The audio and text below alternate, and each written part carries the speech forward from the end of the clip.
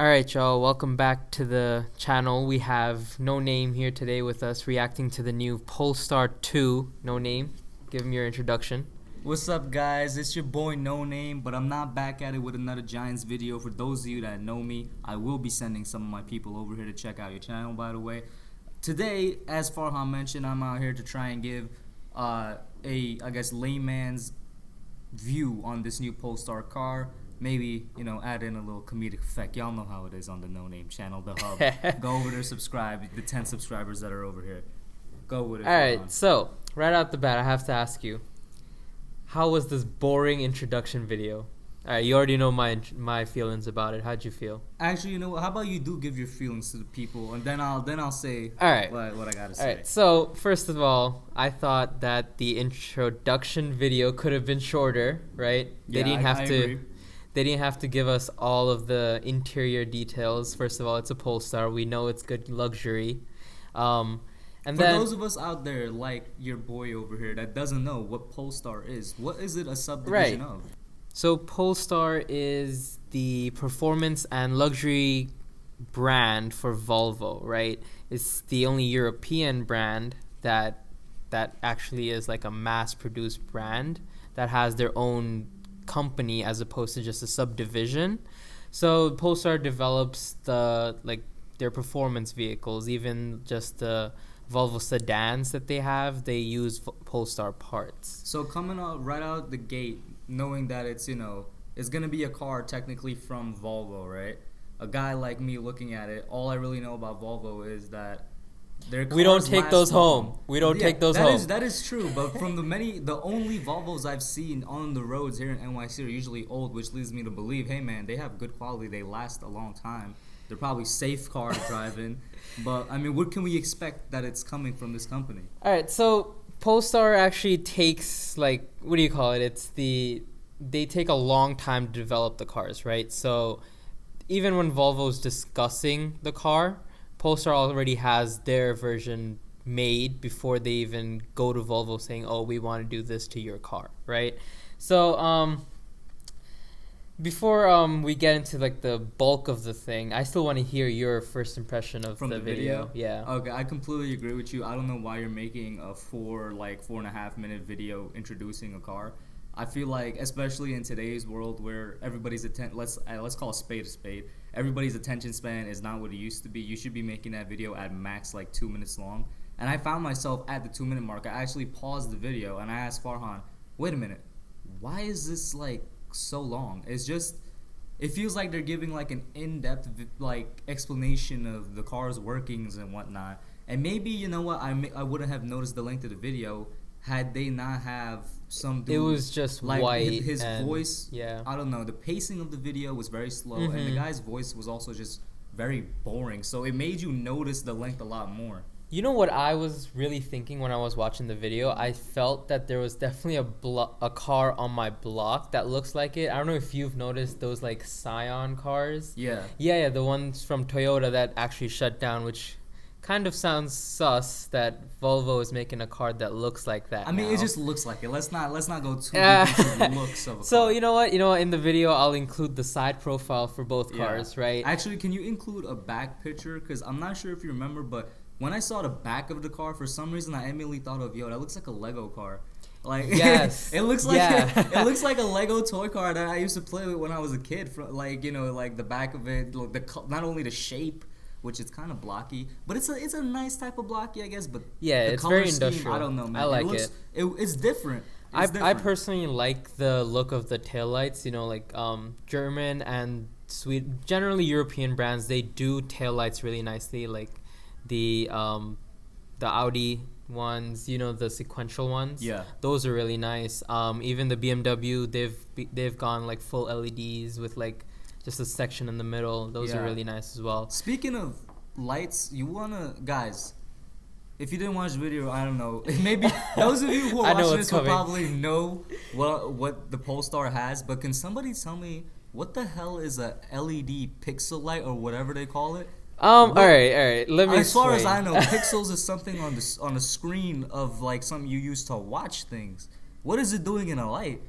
The simpler version of an LED, right? an LED headlight, it still uses projection lights, right? Like a lamp, right?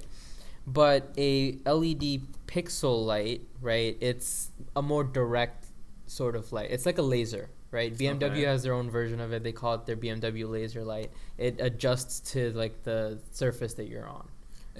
Why is it called pixels because it uses pixels? Like, is there any specific reason it's called a pixel light? Like I said, when I think pixels, I'm like, oh, yo, my phone screen has like 1080p, bro. Like, that's what I'm thinking. No, it's not like that. It's just pixels because it's a rectangular array. That's how a pixel is on a phone. Actually, if you look up pixel light, the first thing you'll get is the Volvo introduction video. Are you serious? Yeah. I'll have it on my phone, but look at that. That's the first thing. But other than that, when you look at the video, you'll see their shot of the front end of the car. What does that look like to you? Alright, so the first thing that comes to mind when I look at just the car in general, right? I don't think I mentioned it before, but it looks like a mix between a sedan and an SUV. I'm not sure how big it is, but it doesn't look too big. Like, for example, most sedan like SUV hybrids that I look at are usually leaning towards the SUV side of size. This one seems to be leaning a little bit more towards the sedan size just by looking at it, you know, when they show shots of it on the road and stuff. But it also cleans up nicely. It's very clean. It's very smooth. It's very sleek, which is weird to say. It's a weird juxtaposition against the blocky body of the car. But that's why I said it's different. I'm not sure if I like it yet. Farhan said he does like how the car looks. But when I look at the front, it's very clean. I mean, there's not much of a grille at the front there, which it is an electric car, right? It's like it is an electric car. I don't know if they're planning on doing a hybrid, because usually hybrids do get the more power, but you know, electric cars are super powerful too now, so yeah, that's true. So it's very clean. It has a very small grille at the front. I'm not sure what they have at the bottom there with the diffuser. It's a diffuser. It's their take on a diffuser. A lot of companies are doing that now. It looks kind of weird. Any reason they're heading towards that direction? Is it like just a purely a design thing or something? Honestly, diffusers don't really provide any help unless it's gonna be like a big dinner dish in the front. That's when you get the aerodynamic benefit out of it. But yeah, I want to get back to the question. What does this look like to you? Like the front. It looks like a smiling face, bro. Right. It looks like it's got those high cheekbones. In reference to that, I think it looks like the SpongeBob meme where SpongeBob's like really, really suspicious of what you're saying. From that episode where Squidward was eating the Krabby Patties, and SpongeBob just smiles at him when he finds out that he's eating the Krabby Patties. Yeah. One more thing, right? In the video, they did mention that they did partner up with Google for this, right? I'm a software major. You're a software. I am also computer science major. So this is kind of interesting for me because now we've come to the point where instead of car companies just going, oh, Android Auto or Apple CarPlay, they're doing just specific brands. How do you feel about that? Like, you have to choose your operating system now when you go shopping for a car. Well, I mean, what it comes pre-installed with? Can you change that? It comes with. I mean, I'm not sure. They didn't really say anything about it, but the reason I ask is because I have a feeling it's gonna come to the point where it's basically a computer on wheels, where it comes where you have pre-installed, you can't change, or if you can change, it's gonna be a long, arduous process. For no reason. Dude, it's only this year, 2019, is when like not car companies like Apple and Google, they've actually become like accepting of their competitors' softwares on their Android and on their like auto stuff. Okay.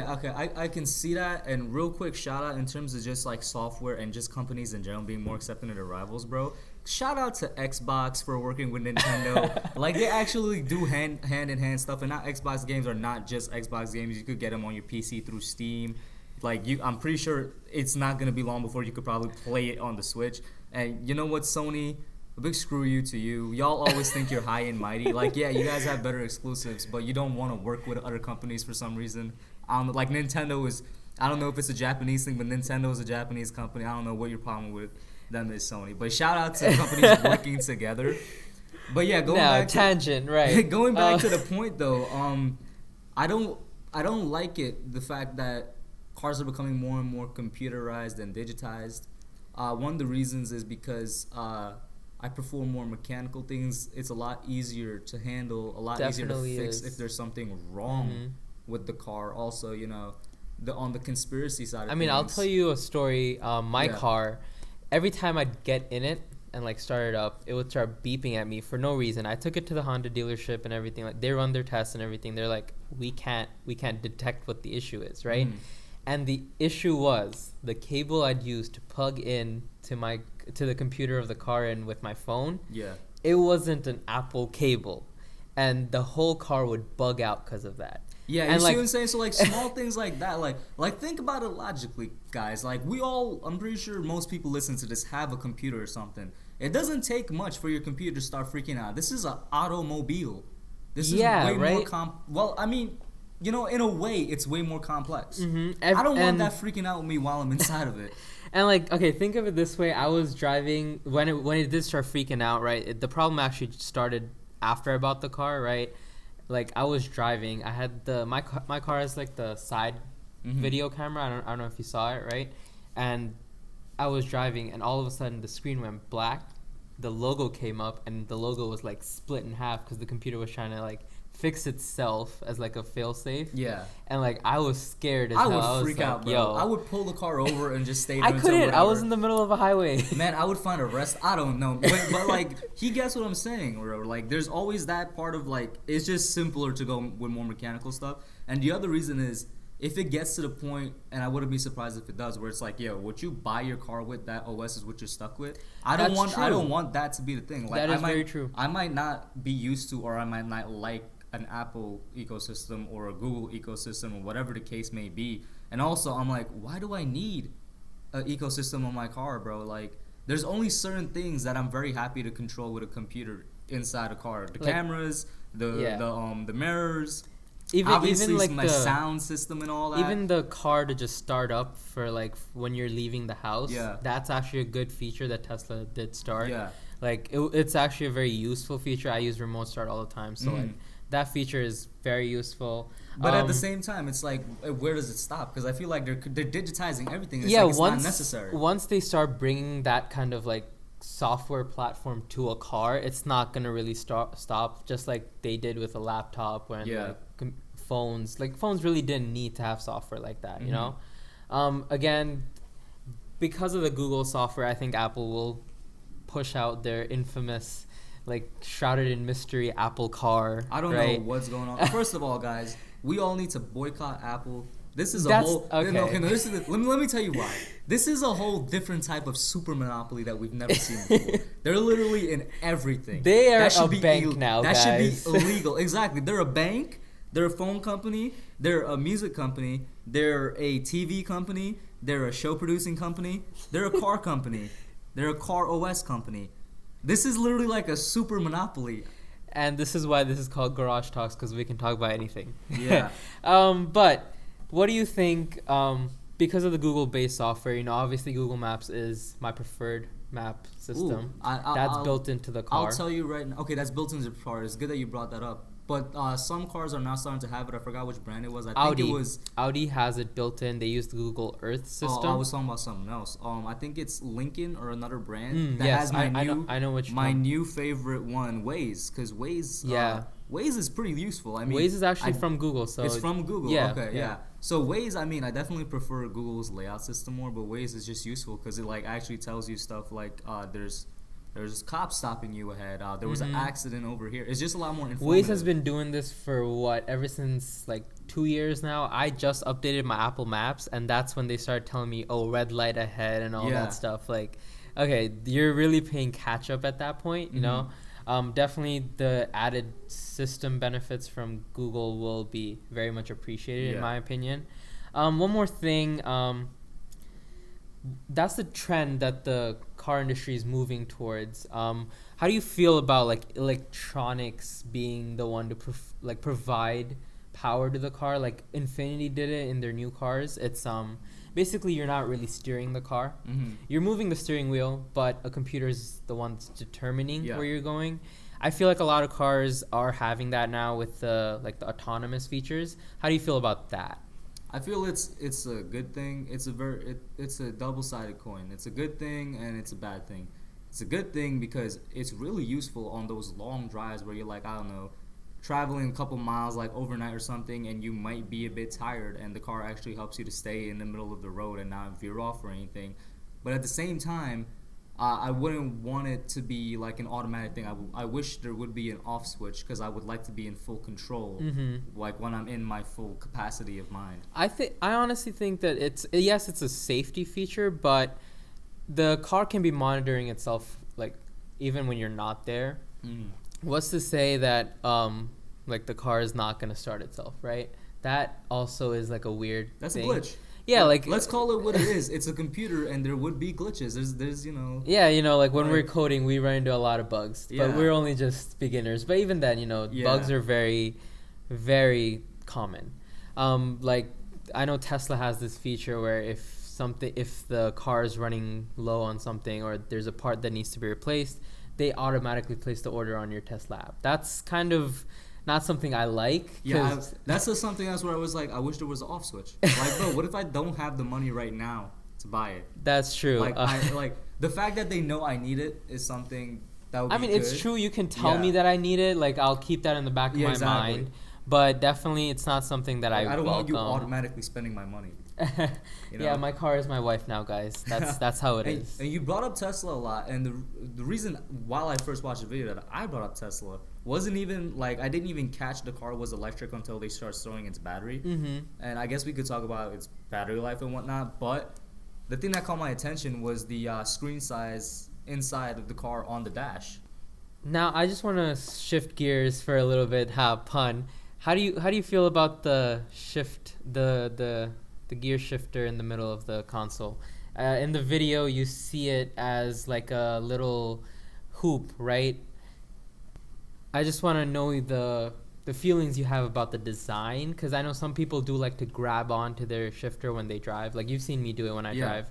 But like if I have like a hole in the middle of my shifter, like ergonomics wise, if you were to be driving, how would you feel when you were doing that? Well, does it have any purpose, first of all, that hole, or is it just there? No, that's just design. All that's right, just the Swedish people just being extra. Okay, so for grabbing purposes, I don't think it would affect me that much because my hand would go over it. In a way, right? Like my hand would still cover it. I guess it's probably there because maybe some people just want to grab it with their finger. I definitely prefer that to what some cars have. Some cars just have a knob. And I never liked the knob. Like the Ford trucks, they have a knob. I'm like, that is so stupid to whoever likes them. I'm sorry, because it's like, imagine you just twist it and you shift all your gears at once. Imagine you're switching your volume or you're like going through your radio, and then all of a sudden your car's in park, and it's like, oh shit. And it's like, yeah, I know they take, I guess you could say, there's methods to avoid that. The word is in my mind right now, and they definitely place it where the gear shift would be. Yeah. But it's so small. It seems so insignificant. Definitely. Gear shift, I want it to be something not insignificant. I'll tell you this right now. I like to grab. It actually feels like I'm doing something big with the car, which is what you do when you shift gears. But like, I'll tell you that right now. When I drove the Mercedes GLA or the GL 450 or something, whatever it was, the big SUV, the biggest one that they have, but. I think my cousin has one of those. It's a nice car. It is. It's an S-Class in a truck. All right. So when I drove it, I felt that the gear shifter, it's a lever on the side of the wheel, right? I was a little confused because I didn't know where the stock was to turn the headlights on or like the indicators and everything like that. I felt it was a little confusing. I know they have diagrams and everything in the car. It's very well laid out.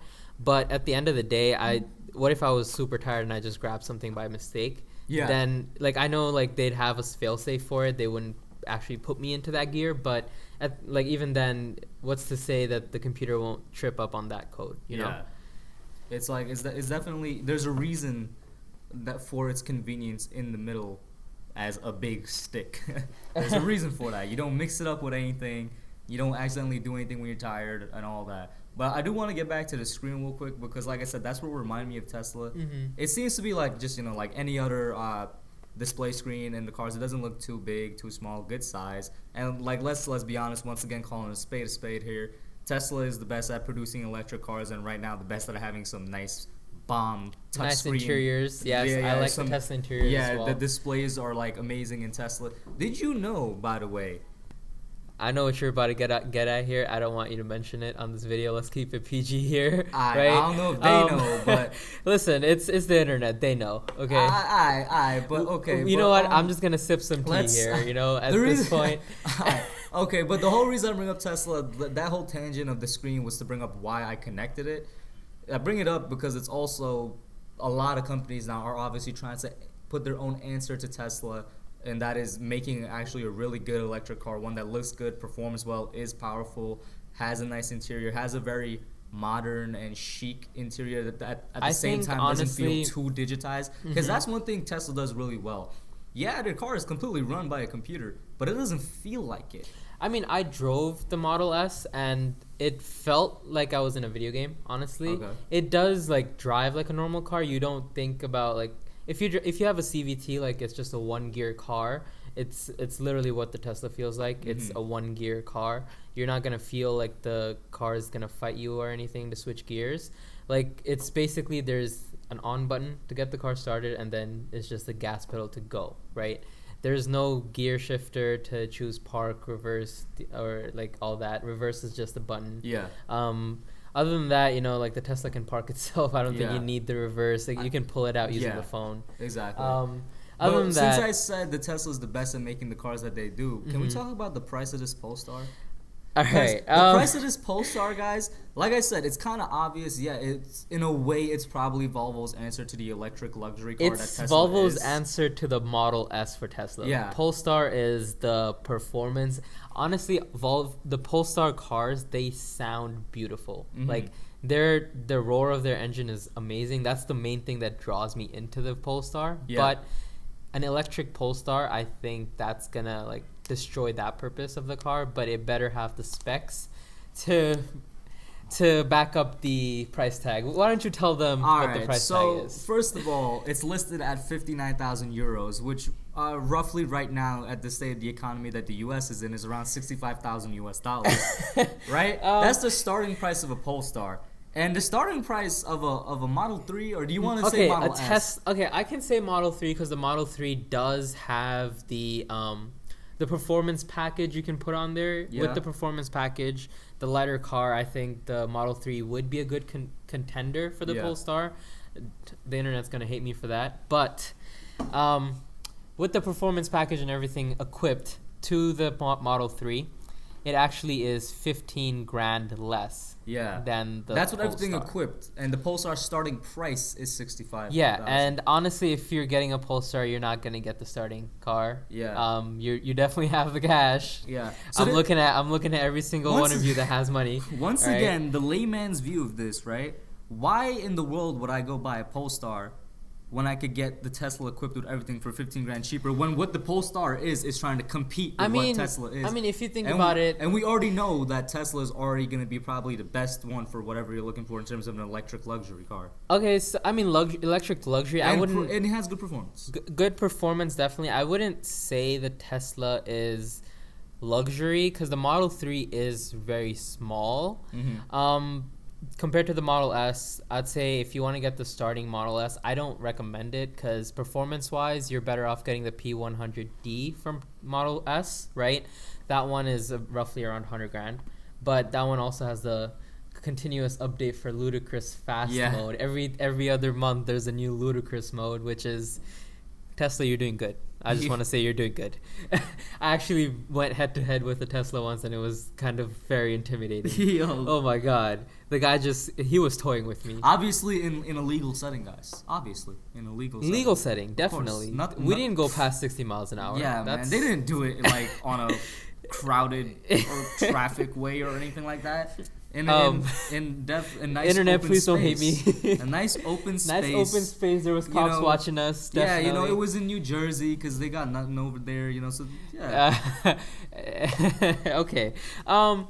Other than that, I honestly think that going with the full modernized interior is a good thing because that's definitely pulling in the newer generation. Like you mentioned, there's people that are driving Volvos and they're like what 60, 70 years old Yeah. around where we live, New York City, right? Some of them is passed down as first cars and Yeah, stuff. definitely. But even then, like you definitely want the newer Volvos. They're very nice. I honestly think Swedish luxury is better than German luxury, right? The colors are just amazing. Oh, also one more thing, touching on the colors and everything like that. This Polestar is probably the most customizable European car, not basing off of like the Mercedes Maybach Yeah. or like freaking the BMW M cars. Those are super customizable, right? You can honestly the M4, the amount of paints you can get on the M4 is Yeah. crazy. The Volkswagen Golf R, you can basically have 90 combinations of paint and interior. But for Swedish luxury, I think they do it the nicest. It's very elegant, very simple. Like you mentioned before, the design, the exterior design, it's very industrial, Yeah. right? In a sleek way. Yeah, industrial design.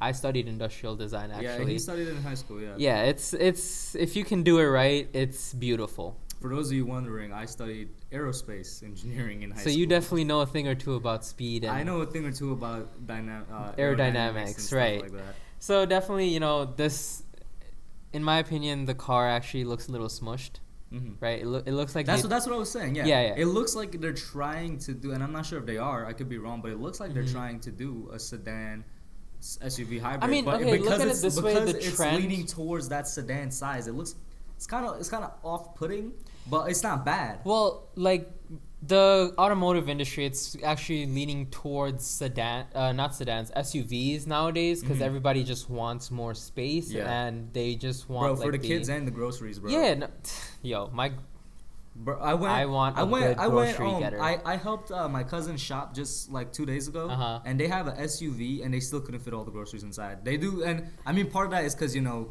how often you do groceries. Within a Yeah, no, month. I get that, But for it's sure. still like I was surprised. I was like, wow, are you serious? There's like not enough space to put all yeah, the stuff so in the automotive industry is definitely leaning towards SUVs. I think that's why most car companies are still trying to revive their sedan lineup, which is a good thing. Sedans have been neglected, I want to say, for quite some time now. Like I know there's been luxury sedans, but nowadays they're just getting a lot of the compact ones are getting Yeah. a lot better, right? But definitely they're improving it to just make it as best as it can be, and that does technically mean getting bigger, like Yeah. hatchback style, right?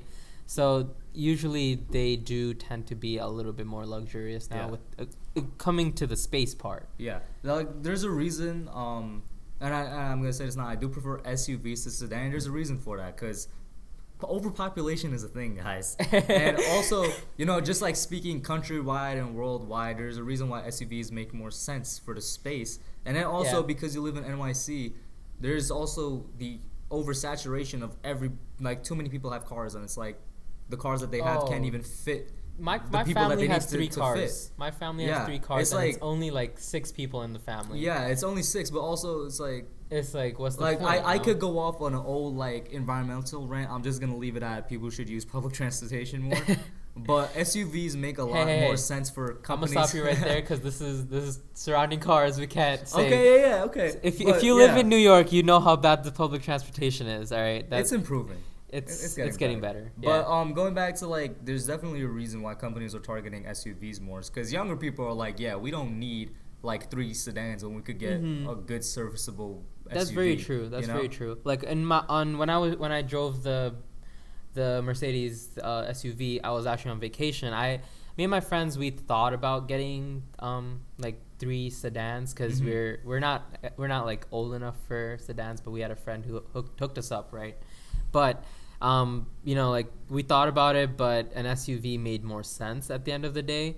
And I get that. Like, our generation is actually a little bit more sensible when it comes to stuff like that. Especially if you're all headed in the same direction. Yeah, that's true. Yeah. But NoName, I really want to thank you for coming to the channel today. I definitely did enjoy the conversation we had. You brought a lot of perspective to us. You had me explain a couple of things that I honestly wouldn't have explained just because my mind just goes to everyone understands cars. No, it does. That doesn't happen. Yeah. Everyone, I'd like to thank NoName. Everyone check out his channel. It's called The Hub YouTube. You can just look up The Hub Giants Talk, and I'll probably be in the comments, guys. I'll definitely link his stuff pic. down in the description. He is one of my closest friends, and we definitely will be collabing a lot more. Oh, definitely. I want to thank you for having me on here. I did enjoy it more than I thought I would, because like I said, I'm a very much a layman when it comes to car. Hey, your dream car is a Camaro. I don't think that's a layman's car. Bro, I love Camaros, guys. Straight up. Anyway, but thank you for having me, bro. It's been good. We definitely gonna do this again sometime. But for those of you that don't know, Farhan, when you check out my channel, he actually did the artwork for my channel. He did my logo and he did my intro. Guy's pretty talented in those aspects. I've done quite a lot of graphics work in my time. Yeah. I don't want to say my time because I'm still young, but I definitely do find that as a hobby. Everyone, please check out NoName channel. He's an up and coming in the Giants Talk. I will definitely, if I ever do go to a Giants game with him, definitely post that on this channel. Thank you so much. Have a great one, everyone.